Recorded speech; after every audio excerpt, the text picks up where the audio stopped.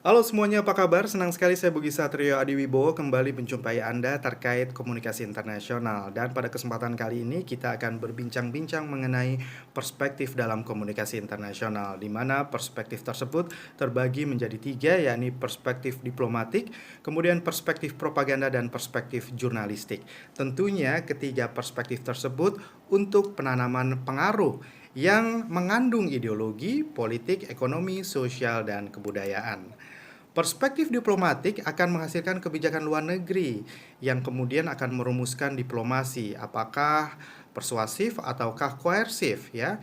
Ada kerjasama bilateral, multilateral, kemudian memperkuat bargaining position, kemudian meningkatkan reputasi negara, memperluas pengaruh negara, dan mengatasi ketidaksepakatan, salah pengertian, pertentangan antar negara.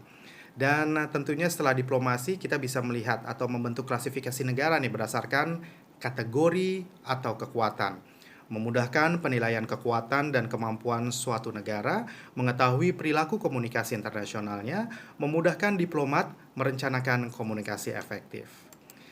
Perspektif propaganda terdiri dari 5, yakni bentuk, bidang, sifat, tujuan, dan misi. Bagaimana dengan bentuk? Bentuk ini juga terdiri dari revealed, concealed, dan delayed. Kemudian bidang terdiri dari commercial, political, cultural, religious, dan war. Sifat terdiri dari white, black, and grey. Kemudian tujuan terdiri dari conversionary, kemudian divisive, dan consolidation.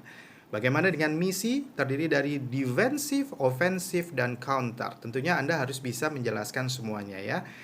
Sementara teknik propaganda melalui media, baik massa maupun nirmassa, ini akan mempengaruhi masyarakat internasional. Di mana teknik propaganda ini ada yang namanya name calling, kemudian ada yang namanya stereotype, glittering, generalities, kemudian transfer, testimonials, kemudian plain fox, card staking, bandwagon selection, ada downright lying, kemudian ada repetition, assertion, kemudian ada delaying strategy, favorable argument, appeal to authority or testimonials.